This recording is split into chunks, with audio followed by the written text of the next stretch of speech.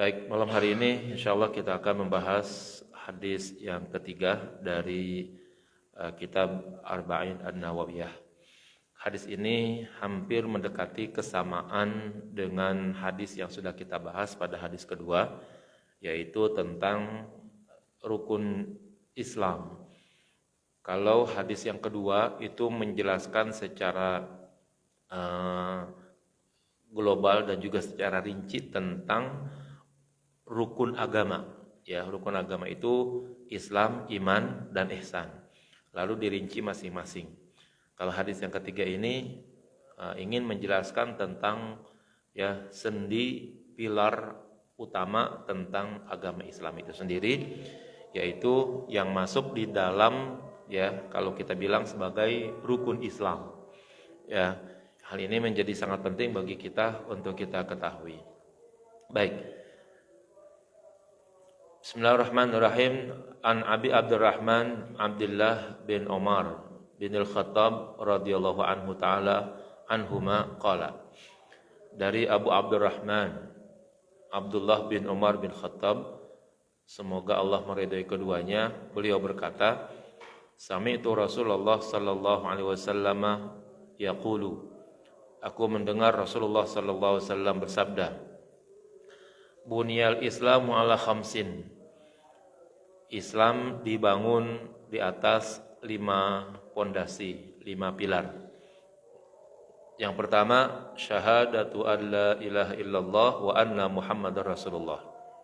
Ya, bersaksi bahwa Tuhan itu hanya Allah dan bahwa Nabi Muhammad adalah utusan Allah. Yang kedua, wa iqamus salah, dan melaksanakan salat. Yang ketiga, wa itauz zakah, yaitu mengeluarkan zakat. Yang keempat, wa hajjul baiti, pergi haji. Yang kelima, wa shaumu ramadan, dan melaksanakan puasa bulan Ramadan. Rawahul Bukhari wa Muslim, riwayat Imam Bukhari dan Muslim. Para bapak sekalian, hadis ini memang ada beberapa pola gitu ya, ada beberapa bentuk. Ada yang mendahulukan shaumu Ramadan daripada hijjul baitinya. Ya, kalau di sini mendahulukan hijjul baitinya daripada shaumu Ramadan. Ada juga yang mendahulukan shaumu Ramadan daripada zakatnya. Ya, namun secara umum isinya sama. Ya, 5 rukun itu isinya semua sama, hanya urutannya saja yang berbeda. Ya, perbedaan sedemikian itu sangat memungkinkan ya adanya mungkin antar rijalus siqah atau rijal sanad, ya, antara sanad yang satu dengan sanad yang lain itu mendapatkan pola yang berbeda dari Rasulullah. Tapi kalau hadis ini sudah diriwayatkan oleh Bukhari dan Muslim, ya, berarti dia sudah masuk dalam kategori hadis sahih. Dan biasanya hadis yang diriwayatkan oleh Imam Bukhari dan Muslim itu paling tidak sedikitnya 2 kriteria besar ada, yaitu hadis sahih dan hadis mutawatir, biasanya begitu, ya. Nah, kalau hadis sudah mutawatir itu biasanya diriwayatkan oleh sejumlah orang atau sejumlah perawi yang banyak, dari Rasulullah kepada sahabat yang banyak. Kemudian dari sahabat yang banyak itu kemungkinan besar mereka menyebarkannya lagi kepada antar sahabat, ya. Nanti meriwayatkannya lagi kepada para tabi'in, terus sampai akhirnya pada tingkat perawi paling akhir itu jumlah perawinya, jumlah orang yang menerimanya, jumlah orang yang mempelajarinya selalu dalam jumlah yang banyak. Yang apabila dalam jumlah tersebut orang selaku perawi itu tidak mungkin sepakat untuk berdusta, ya, nah itu biasanya baru disebut sebagai sebuah hadis mutawatir. Kemudian kalau sudah juga diriwayatkan oleh Imam Bukhari dan Muslim juga masuk dalam kategori hadis sahih, ya. Biasanya hadis sahih itu yang pertama diriwayatkan oleh perawi yang adil, ya. Perawi yang adil itu adalah perawi yang menjaga nilai-nilai agama dan akhlakul karimah, ya, menjaga nilai-nilai ibadah, menjaga nilai-nilai akhlak, itu diantaranya. Disebut dengan adalah namanya. Yang kedua, diriwayatkan juga oleh perawi yang tamamud dhabti namanya. Ya, tamamud dhabti itu orang yang kecerdasannya berada pada tingkat yang sangat tinggi. Ya, daya hafalnya kuat, ya, daya ingatnya kuat sehingga apa yang didapati dari Rasulullah itu tidak akan mengalami perubahan. Ya, itu tamamud dhabti. Dan yang berikutnya adalah ittisalus sanad, yaitu sanadnya bersambung dari perawi terakhir ke perawi-perawi berikutnya terus sampai sahabat sampai Rasulullah tuh nyambung semuanya. Tidak didengar, ya, tidak didengar, tidak belajar dari katanya begitu, ya, tapi memang dia berguru.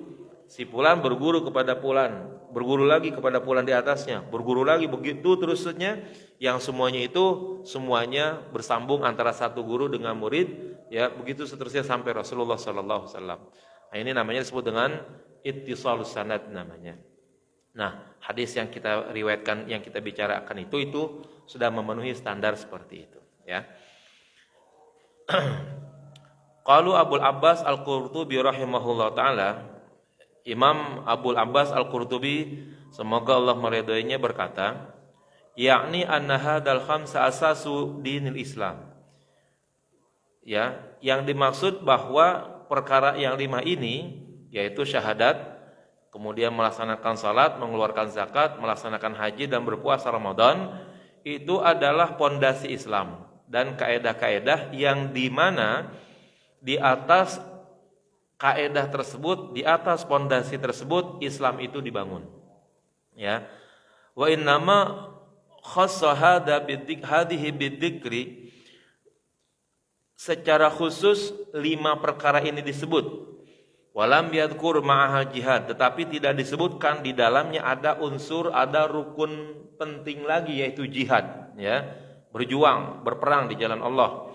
Ma'annahu yuzhiruddina, padahal jihad itu mampu untuk menjelaskan, mempertontonkan, ya, agama. Wa yaqma'u inadal kafirin, serta menghancurkan perlawanan orang-orang kafir. Kenapa demikian? Li'anna hadhil khamsa fardun daimun. Yang 5 ini adalah fardu yang sifatnya kontinu. Wal jihad min furudil kifayat. Sementara jihad, perang di jalan Allah, itu adalah termasuk fardu kifayah. Wa qad yasqutu fi ba'dil awqat, bahkan bisa gugur kewajiban jihad pada waktu-waktu tertentu. Nah, jadi menurut Imam Abul Abbas Al-Qurtubi begini para bapak sekalian, para hadirin. Mestinya kira-kira begitu, mestinya ada satu unsur, satu pilar penting lainnya yaitu jihad, perang di jalan Allah. Ya, kok hanya 5 saja yang disebutkan? Ya, padahal jihad itu juga adalah dalam rangka mempertegas keberadaan Islam di satu tempat, di satu wilayah. Wabil khusus di wilayah yang memungkinkan Islam itu mungkin tidak mendapatkan kesempatan atau dilarang oleh orang-orang yang tidak senang dengan Islam. Nah, kenapa itu tidak dimasukkan? Menurut Syekh Abdul Abbas Al-Qurtubi, yang 5 ini menjadi kewajiban yang sifatnya kontinu, enggak terputus, ya, enggak terputus. Di mana saja orang itu berada, ya, kapan waktu saja orang itu berada, maka yang 5 ini terus berlangsung, ya. Tetapi kalau yang namanya jihad itu kondisional, ya.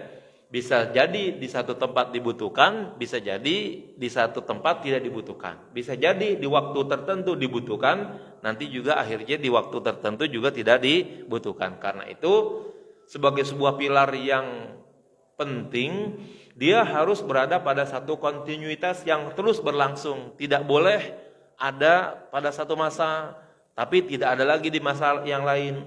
Tidak boleh ada pada satu tempat, tapi tidak ada pada tempat yang lain. Nah, karena itu jihad itu walaupun dia peranannya besar di dalam dakwah Islamiyah atau di dalam menebarkan agama Islam, tapi dia boleh dikatakan kasuistis. Ya.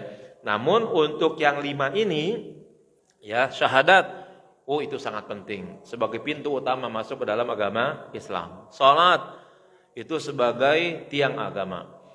Nanti kalau udah masuk ke dalam agama Islam, maka salat ini menjadi tiang yang paling penting, pilar yang paling penting. Yang lainnya akan berdiri di atas salat, seolah-olah kayak begitu, ya. Lalu kemudian zakat, puasa dan haji itu sesuatu atau ajaran yang terus berlangsung di dalam ajaran Islam itu sendiri, enggak boleh terputus. Sementara jihad, ya, walaupun dia punya hal yang sangat penting, ya, tapi di saat tertentu bisa jadi tidak dibutuhkan, ya. Seperti sekarang di Indonesia misalnya, ya. Kita saat ini walaupun istilahnya di Indonesia ada orang yang mungkin sangat benci kepada Islam begitu, ya, itu tidak diperkenankan untuk membunuh mereka, memerangi mereka, ya, selagi mereka betul-betul tidak, ya, merusak Islam, itu begitu. Kalau mereka betul-betul sudah merusak Islam, apalagi membunuh orang Islam itu sendiri, maka baru perang itu ada. Kalau sekarang masih tingkat yang, ya, dianggap masih masuk dalam kategori damai lah. Walaupun ada kelompok-kelompok tertentu di Indonesia ini yang, ya, tidak suka dengan Islam begitu. Namun itu masih bisa diatasi begitu. Ya, masih bisa diatasi. Maka jihad di Indonesia itu belum sampai pada tingkat perang begitu. Mungkin kalau diberikan peringatan masih bisa. Nah, maka, ya, itu diselesaikan dengan cara kompromi misalnya begitu. Jadi tidak harus dengan perang. Nah, maka jihad tidak masuk dalam rukun Islam, ya. Tapi nanti dalam kondisi tertentu jihad itu penting. Kemudian ma yustafadu minhu, apa yang dipahami, ya, dari hadis ini. Yang pertama, ma'rifatu arkanuddin, mengenal, ya, rukun Islam. Wa wadakhilun fi dimni hadits Jibril al-mutaqaddim, ini juga masuk di dalam kandungan hadis Jibril yang telah lalu, ya. Pada hadis yang lalu ketika kita membahas tentang hadis Jibril, di sana ada tentang pembahasan tentang Islam. Di sini juga dibahas kembali, ya. Yang kedua, anna hadhil furudil khamsah min furudil a'yan.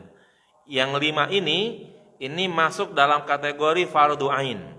La tasqutu bi iqamatil ba'di anil baqin, tidak bisa gugur apabila dikerjakan oleh orang lain. Ya. Yang namanya syahadat per individu harus bersyahadat. Yang namanya salat per individu wajib melaksanakan salat. Demikian zakat, wabil khusus zakat fitrah, kemudian puasa Ramadan, haji, nah itu harus dikerjakan oleh setiap individu masing-masing orang. Ya, walaupun nanti haji masih bisa diwakilkan dan dilaksanakan oleh orang lain, tetapi selagi orang itu masih mampu, itu harus dikerjakan oleh individu yang bersangkutan. Artinya tidak gugur, ya, kewajiban-kewajiban yang 5 ini apabila dikerjakan oleh orang lain, ya. Salat misalnya, ada orang yang salat, di masjid ini ada yang salat, yang lain tidak salat. Yang tidak salat itu kewajibannya nggak gugur gara-gara kita di sini salat, gitu, ya. Kalau salat jenazah, ya, itu mungkin bisa seperti itu. Ada orang yang wafat, kemudian kita salatkan. Yang salat jenazah walaupun cuma 1 orang di sini, ya, walaupun yang salat jenazah cuma 1 orang, yang lain nggak salat, nggak jadi masalah. Kalau udah ada 1 orang yang melaksanakan salat jenazah, gugur yang lain. Apalagi si banyak begitu, ya. Tapi kalau salat 5 waktu, ya, memang itu kewajiban individu yang kita sebut sebagai fardu ain, yang tidak bisa gugur jika dikerjakan oleh orang lain. Ya, artinya setiap individu memang wajib untuk melaksanakannya, gitu. Yang ketiga, adanya kebolehan untuk menyebutkan kata Ramadan tanpa menyebut kata syahrun. Nanti ada hadis Nabi bilang begini katanya, jangan menyebut Ramadan, ya, tapi sebutlah syahrul Ramadan, ya.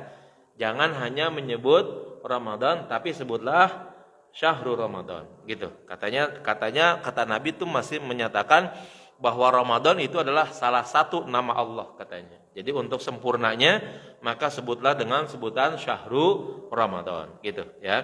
Nanti pada hadis yang lain kita tidak memperdalam itu dulu.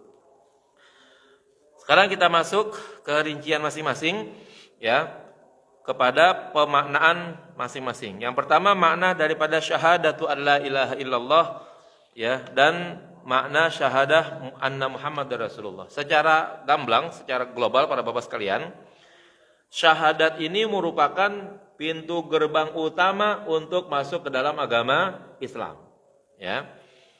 Yang melalui pintu ini, yaitu melalui pintu syahadat, semua amal ibadah dan perilaku baik itu akan ada nilainya.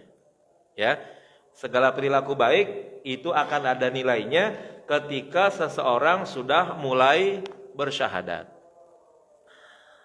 Siapapun orang yang melakukan tindakan kebaikan ya, tanpa dia masuk ke wilayah syahadat ini, maka nilai kebaikannya itu tidak akan bernilai ya, tidak ada balasannya ya. Saya ingin mengumpamakan ada sebuah perusahaan besar begitu misalnya. Orang yang mau bekerja di perusahaan tersebut itu harus daftar dulu. Nah, pendaftaran ini nih yang namanya syahadat, gitu ya. Daftar dulu, memenuhi kriterianya, selesai, diterima, namanya masuk ya di kepegawaian, lalu kemudian setelah mendapatkan tugas baru dia bekerja di perusahaan tersebut.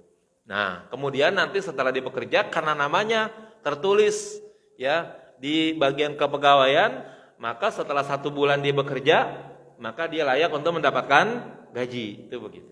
Ya, kenapa? Karena dia sudah masuk, sudah terdaftar dan sudah bekerja dengan baik, maka dia layak mendapatkan gaji.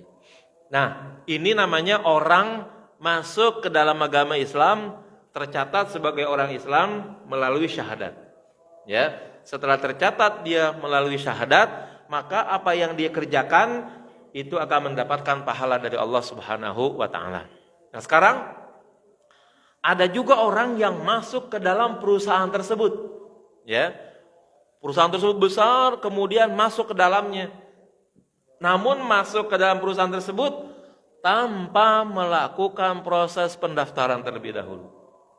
Ya, dia masuk-masuk aja di situ. Ya. Lalu setelah masuk, dilihat banyak pekerjaan tuh. Ya. Ada sampah ya, banyak di situ dibersihkan. Ada orang yang bekerja, hasil pekerjaannya belum dirapikan, dia yang merapikannya ya. Ada pekerjaan yang memang belum diselesaikan oleh pegawai yang ada, dia yang menyelesaikannya. Hampir semua pekerjaan yang ada di perusahaan tersebut dia mengikuti pekerjaan tadi ya. Bahkan dia juga ikut lembur ya. Namun sayangnya orang ini tidak terdaftar namanya di dalam ya nama-nama pegawai gitu ya. Mungkin setelah dia bekerja, setelah dia melakukan tindakan-tindakannya memang persis sama dengan pegawai-pegawai yang lain, tetapi gara-gara namanya tidak tercatat dalam kepegawaian tersebut ya, maka pada akhir ya bulan dan lain sebagainya yang lain dapat gaji, orang ini tidak dapat gaji apa-apa. Kenapa? Ya namanya nggak ada, ya, tidak tercatat di dalam ya kepegawaian tersebut, ya, sehingga akhirnya ketika orang lain namanya ada di situ mendapatkan gaji, dia walaupun bekerja sama-sama beratnya, ya, namun karena tidak ada catatannya sebagai pegawai, maka dia tidak akan mendapatkan gaji. Mudah-mudahan pemahaman seperti ini bisa dimengerti, ya. Artinya bagaimana sekarang? Di dunia ini tidak sedikit ya orang yang dalam hidupnya melakukan kebaikan-kebaikan gitu. Ya, sesama manusia dia bantu ya, kepada alam lingkungan dia berbuat baik ya dan lain sebagainya, tidak membuang sampah sembarangan ya, kalaupun rumahnya mungkin di pinggir kali begitu, dia membersihkan sampah-sampah yang masuk ke dalamnya sehingga air kali itu jalan dengan rapi, bahkan airnya menjadi bening ya kan. dia juga tidak pernah melakukan pembalakan hutan dan pokoknya pekerjaannya baik. Ya. Tetapi dia tidak masuk dalam kategori orang Islam. Maka sangat memungkinkan orang ini hanya akan mendapatkan nilai baik saja di dunia, tapi tidak akan mendapatkan nilai baik di akhirat. Ya, kepada sesama manusia dia dikenal sebagai orang baik. Mungkin juga dia akan mendapatkan kebaikan lainnya, di antaranya rumahnya yang di dekat kali tidak banjir, ya. Kotor-kotoran mungkin sampah-sampah bersih, ya kan? Nah, itu nilai baiknya di situ. Tapi untuk mendapatkan balasan nanti di akhirat, dia tidak mendapatkan apa-apa. Ya, dia berbuat baik kepada orang lain, kosong nilainya disebabkan karena catatannya sebagai seorang beriman tidak ada. Ya, nah syahadat itulah yang menjadi catatan masuknya orang tersebut supaya dia bisa tercatat sebagai hamba, sebagai pegawai yang memungkinkan nanti dia mendapatkan pahala atau ya bahasa kitanya itu sebagai gaji di dalam pekerjaan itu seperti itu. Bunyal Islamu, Islam itu dibangun, ya. Oh, fal Islamu baitun syamihun azimun. Kalau begitu Islam adalah bangunan yang besar. Wa huwa hisnun hasinun likulli man awa ilaihi. Ia juga menjadi benteng yang kuat bagi orang yang berlindung di dalamnya. Walikulli man aqama binahu, dan bagi orang yang menegakkan bangunannya. Walikulli man iltazama bi arkanihi, dan bagi orang yang berpegang teguh kepada rukun-rukunnya. Apa rukunnya? Syahadatu an la ilaha illallah wa anna Muhammadar Rasulullah. Rukun pertamanya adalah bersaksi bahwa Tuhan itu hanya Allah dan Nabi Muhammad adalah Rasulullah.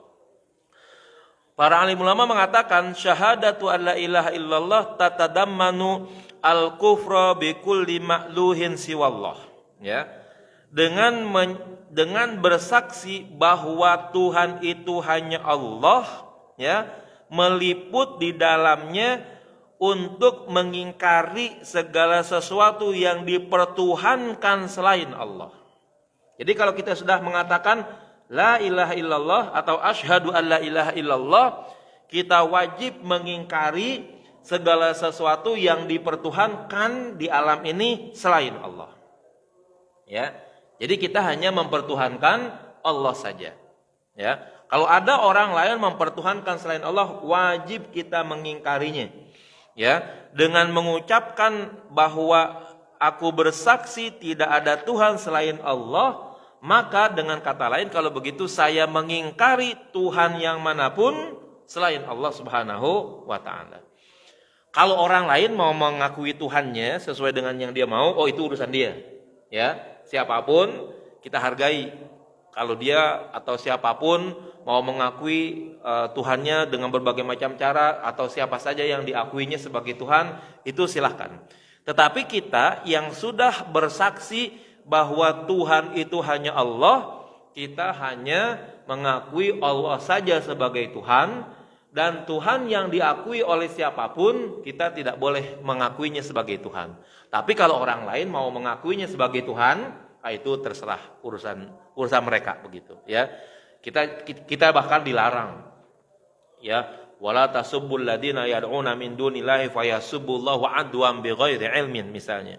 Jangan kalian mencaci maki, mencela, ya, Tuhan selain Allah yang disembah oleh orang lain.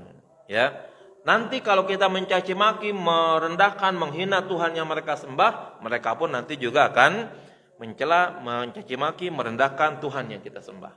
Ya, jadi kita nggak boleh mencaci maki, merendahkan siapapun Tuhan yang disembah oleh agama yang lainnya. Itu adalah kewajiban mereka untuk menghormatinya, dan kita tetap ya menghormati mereka ya sebagai orang yang bertuhan.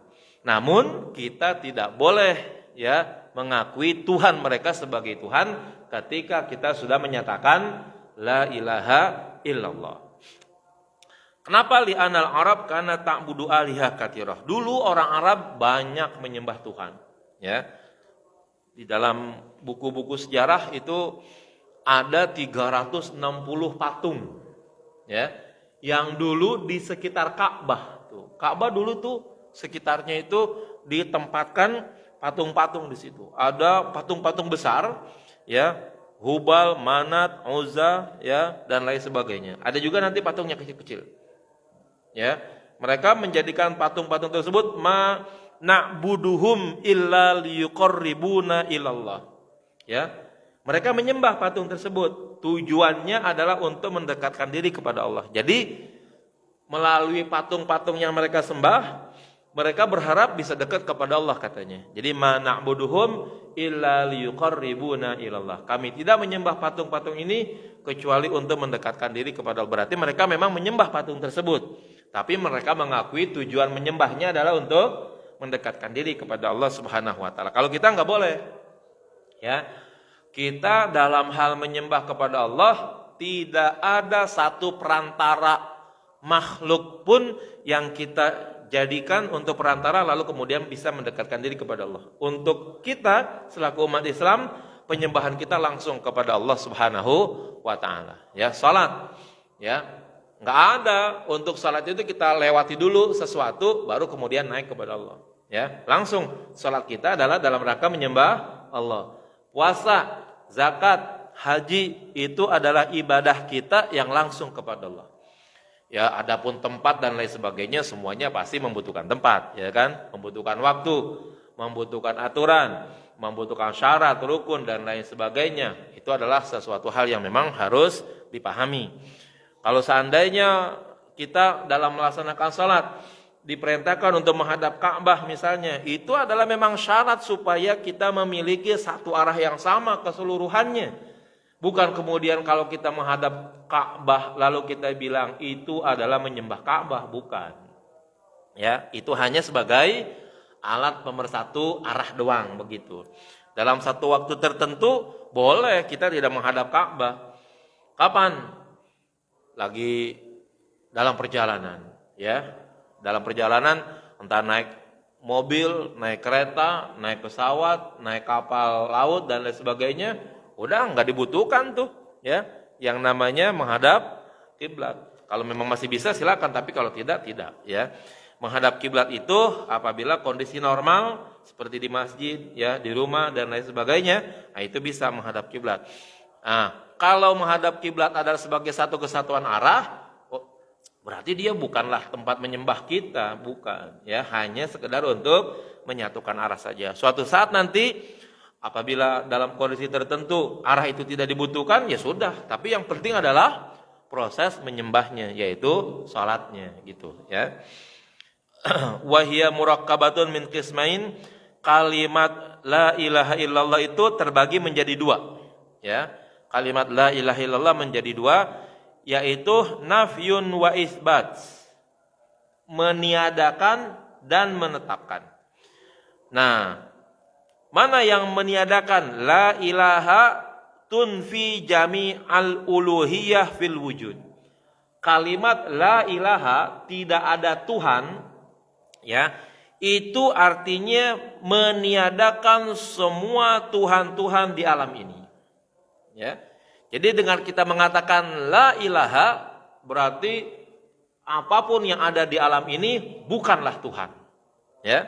Apa yang ada di alam ini pasti bukan Tuhan.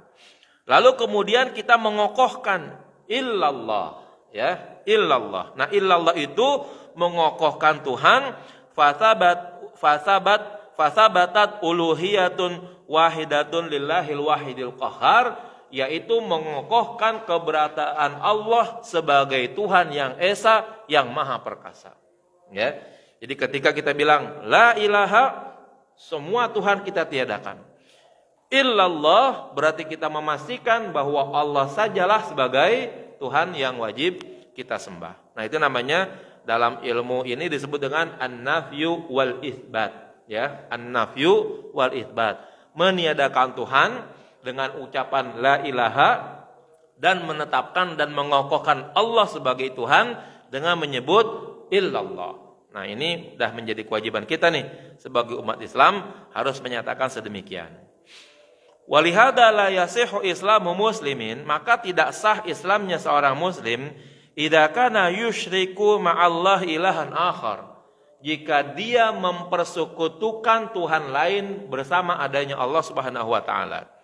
Fa haqiqatu la ilaha illallah, maka hakikat daripada la ilaha illallah ifradullahi bil uluhiyah, ya, hanya membatasi Allah sebagai Tuhan. Ya, membatasi Allah saja sebagai Tuhan, yang lainnya tidak ada. Hakikat daripada membatasi Allah sebagai Tuhan al-mahabbah wa ta'abbud, yaitu munculnya rasa cinta dan munculnya proses peribadatan. Fala yu'badu illallah atau fala ya'budu illallah, maka orang tersebut, muslim tersebut tidak boleh menyembah kecuali hanya kepada Allah, ya. Sumayati ma'adalika ya'taqidu biwahdaniyati dzatillah. Kemudian setelah itu dia harus meyakini, ya, tentang keesaan zat Allah, wa wahdaniyatu sifatihi wa asma'ihi, serta meyakini akan sifat dan asma'nya yang juga esa, ya. Jadi kita tidak boleh meyakini adanya Tuhan-Tuhan yang lain, ya, sebagai Tuhan yang patut disembah kecuali hanya Allah Subhanahu wa taala. La yusyarikuhu makhlukun, tidak ada satu makhluk pun yang serupa yang dapat disekutukan, la fi dzatihi wala fi sifatihi wala fi ismi min asma'ihi, ya, tidak ada satu makhluk pun yang sama di dalam zatnya atau sifatnya atau asma'nya. Nah, dengan kata lain kalau begitu, ya, kita harus menyatakan bahwa Allah itu adalah sesuatu yang tidak ada samanya dengan makhluk, ya. Coba kita analogikan biar mudah, ya. Kalau ada tukang tahu goreng nih, yang gampang aja, ya. Ada tukang tahu goreng, dia akan bikin tuh macam-macam gorengan tuh di situ, ya. Ada tahu goreng, ada tempe goreng, ada kue bola yang bundar tuh, ada tempe, ada risol mungkin. Tuh kalau kita gabung semua yang digoreng oleh tukang tahu goreng, itu tidaklah sama dengan tukangnya yang bikin tahu goreng tadi tuh, ya. Nah, dengan kata lain analogi yang demikian, tukang tahu saja, ya, berbeda dengan hasil ciptaannya, ya. Tukang tahu goreng berbeda dengan hasil karyanya. Apa karyanya? Ya tadi itu tahu goreng, tempe goreng, kuah bola, risol, ya kan, dan lain sebagainya lah yang dibuat oleh tukang tahu goreng tadi. Enggak ada yang sama. Makhluknya hasil ciptaannya juga beda-beda. Tahu berbeda dengan tempe, tempe berbeda dengan kue bola, ya kan? Kue bola beda dengan risol, risol beda lagi nanti dengan ubi goreng, ya. Ubi ketela beda dengan ubi singkong gitu misalnya. Semuanya beda. Begitu juga Allah menciptakan alam ini memang berbeda-beda, beragam-ragam. Keberagaman tersebut tidak kemudian akhirnya menjadikan bahwa makhluk sama, ya. Bahwa tempe itu nggak bakalan sama dengan tukang tahu, tukang yang gorengnya tadi itu, ya. Kue bola yang bulat, yang bundar tidaklah akan sama dengan si tukang yang goreng tadi itu, yang bikin tadi itu. Begitu juga Allah Subhanahu wa taala. Kalau Allah menciptakan ragam makhluk yang ada di alam ini, ya, maka tidak akan ada satupun, ya, makhluk yang Allah ciptakan yang mendekati kesamaan dengan Allah baik pada zat, sifat maupun asma'nya. Ya, enggak ada yang sama. Kenapa? Ya pasti beda. Ya. Tadi kita sebut, ya, kalau misalnya tukang tahu namanya Mas Jono, ya. Hasil rekayasa dan ciptaannya satu tempe goreng. Zatnya, namanya, sifat tempe goreng itu berbeda dengan zat, nama, dan sifat daripada si Mas Jono tadi. Ya, itu satu makhluk, satu hasil ciptaannya tuh. Kue bola, zatnya, sifatnya, namanya berbeda dengan juga zat, sifat Mas Jono yang bikin kue bola tadi. Jadi semua yang ada di alam ini itu adalah hasil ciptaan Allah, maka tidak akan ada satupun yang sama dengan Allah Subhanahu wa taala. Sebagaimana tukang tahu goreng tadi yang namanya Mas Jono tadi tuh beda dengan tempe, beda dengan tahu goreng, beda dengan kue bola, beda dengan risol. Namanya beda, zatnya beda, sifatnya juga masing-masing berbeda-beda. Nah, Kalau dengan demikian, maka kalau kita ingin tanya, ya, Allah itu seperti apa?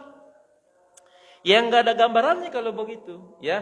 Karena kalau kita tanya sesama gorengan tadi itu, kalau tempe bertanya kepada tahu, tahu bertanya kepada kue bola gitu misalnya, Mas Jono kayak apa?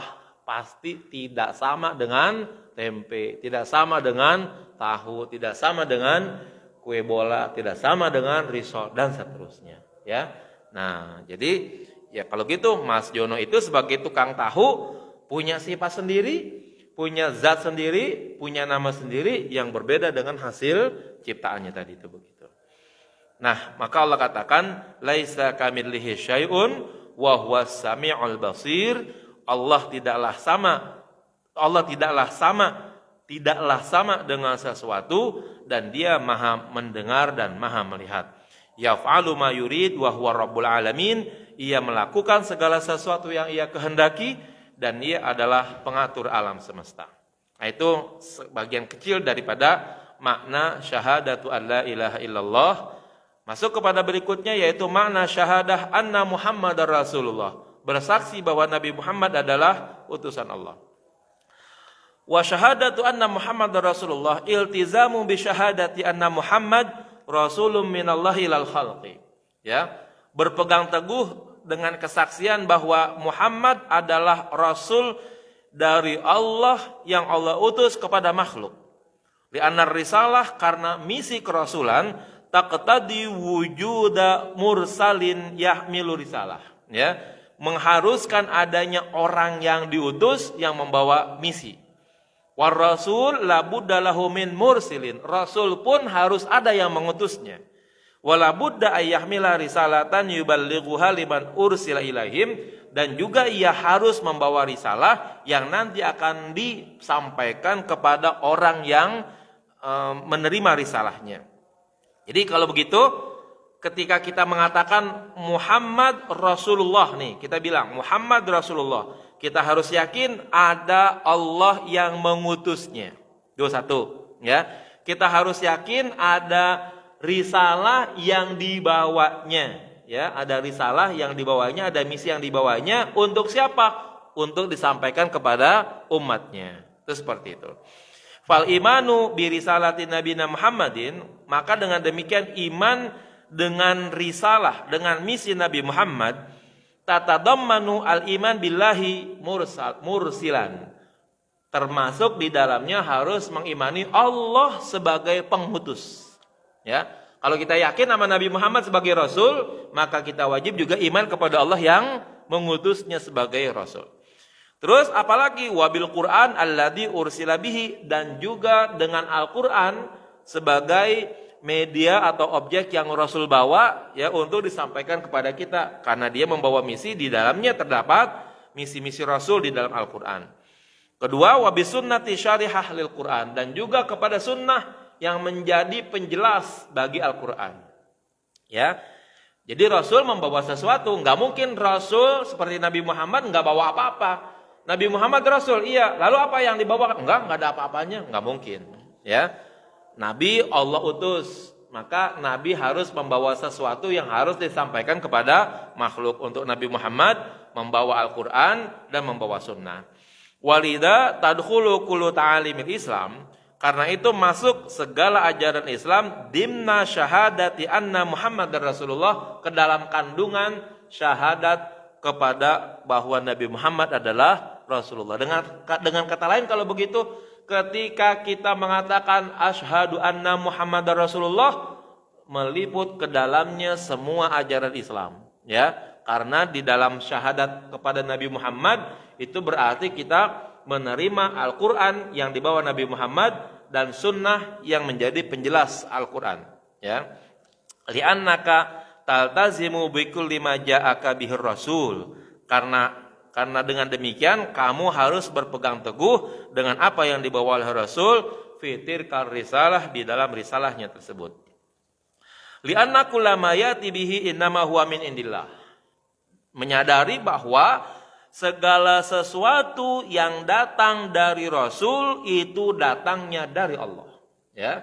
Tidak mungkin ada Rasul yang mengaku datang sebagai rasul, lalu ada sesuatu yang datang bukan dari Allah.